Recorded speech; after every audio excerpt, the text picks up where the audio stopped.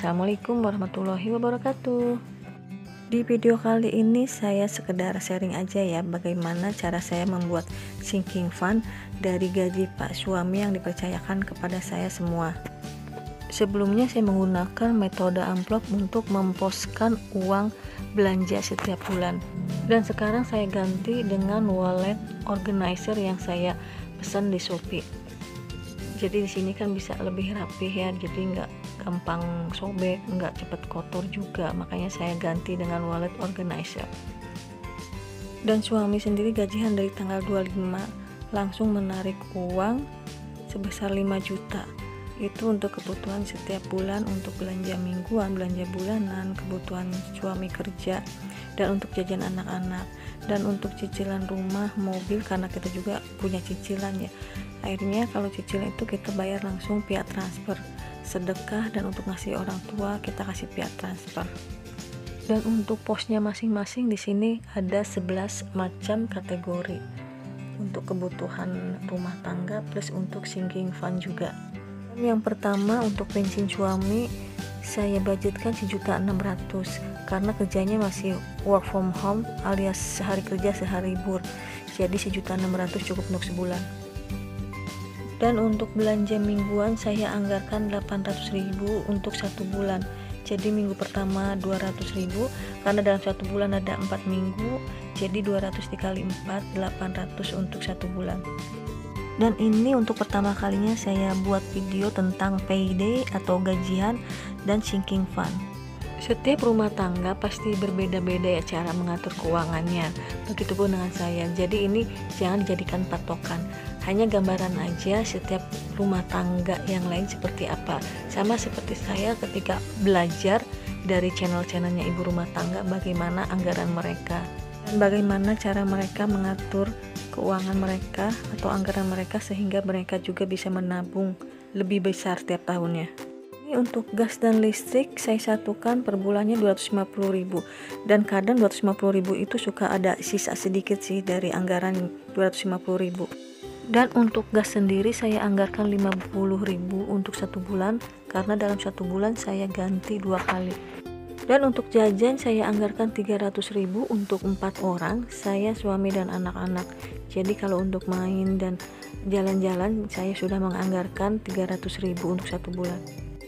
Di sini kita mengatur keuangan untuk hemat, tapi bukan berarti kita pelit juga ya. Tetap kita juga butuh jalan-jalan, butuh jajan. Bukan berarti dengan kita menghemat kita nggak jajan, kita nggak keluar rumah. Kita juga berhak untuk menikmati hidup, menikmati jajan juga. Biaya lain-lain saya anggarkan 300.000 juga. Biaya lain-lain di sini misalkan ada undangan, ada sumbangan dari RT RW atau sumbangan dari mushola dekat rumah. Jadi saya anggarkan 300.000. Dan juga di sini saya menganggarkan untuk investasi. Dan investasi di sini saya anggarkan sebesar 100.000. Dan untuk investasi apa yang saya invest di sini? Nah, saya di sini menginvest emas batangan. Tapi berhubung emas batangan itu agak mahal, jadi saya di sini nabung yang kecil-kecilnya dulu yaitu emas mini atau mini gold karena harganya variatif ya. Makanya saya anggarkan 100.000. Dan di sini saya udah invest beberapa batang mini gold. Dari sebelum puasa saya udah beli dan ini saya invest 100.000 setiap bulan. Jadi kalau ada uang berapa ratus ribu saya tinggal beli lagi, saya tinggal tambah lagi. Untuk tabungannya sendiri saya menabung untuk pajak kendaraan karena ada motor dan mobil otomatis tiap tahunnya lumayan besar ya. Jadi tiap bulannya saya harus menyisihkan atau menabung untuk bayar pajak. Dan di sini saya anggarkan 50.000 per bulannya. Tabungan berikutnya berhubung saya pengen beli Magicom yang lebih besar, jadi saya menabung untuk Magicom. Jadi per bulannya 50.000. Dan juga untuk bensin mobil saya anggarkan 200.000 karena untuk mobil sendiri jarang dipakai, cuma sekali-kali aja, paling kalau belanja bulanan dan mingguan, selebihnya sih lebih sering di rumah. Nah, sekarang kita lihat sisanya berapa dan apa yang belum dianggarkan. Sisa dari yang dianggarkan semuanya 1.300.000 dan lihat apa yang masih belum. Dan ini untuk belanja bulanan saya anggarkan 1 juta setiap bulannya. Itu pun untuk kebutuhan anak-anak seperti pampers, susu, dan juga ada jajannya kalau lagi belanja mingguan mereka ikut jajan. Jadi 1 juta tuh udah lengkap semuanya. Kadang sih ada sisa juga dari 1 juta.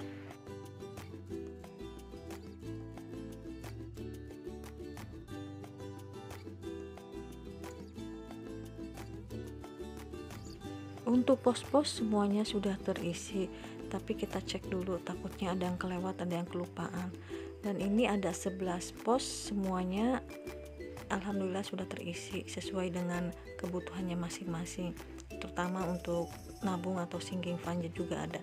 Dan selain di sini, tabungan saya juga ada di celengan yang saya buat di video sebelumnya, yaitu challenge untuk Idul Fitri dan Idul Adha. Dari sini saya punya 3 celengan.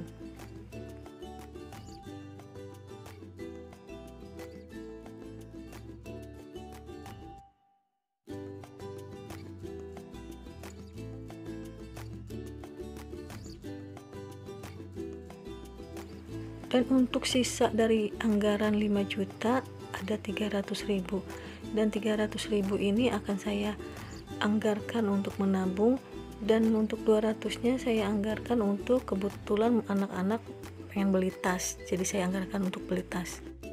Karena si abang bulan Juli udah mulai masuk TK, jadi banyak keperluannya harus dibeli, salah satunya tas. Jadi dari sekarang saya mulai menyicil untuk beli tas, sepatu, dan juga mungkin ada kebutuhan untuk buku-bukunya juga.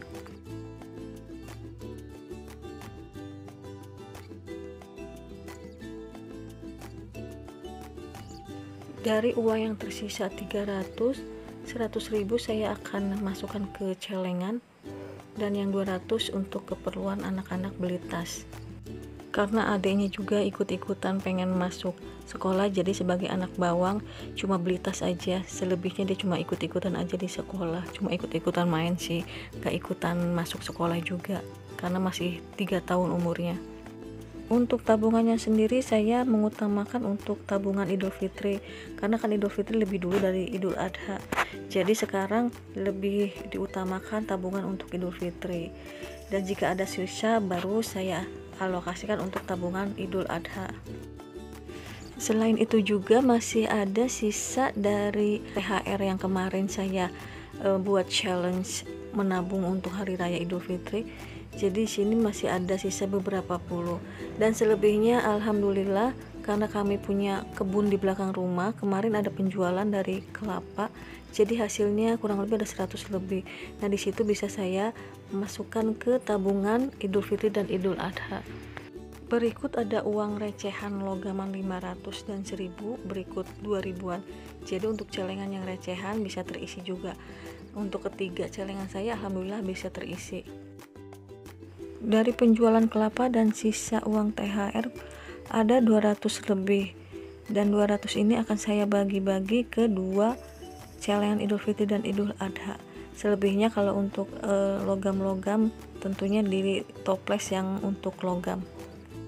Mudah-mudahan gak ada kendala keuangan di tengah jalan, karena kita kan gak tahu ya, mungkin di pertengahan jalan ada kendala, kita lagi butuh uang yang gak sedikit, ada hal-hal yang penting, otomatis kadang tabungan kita bisa kepake.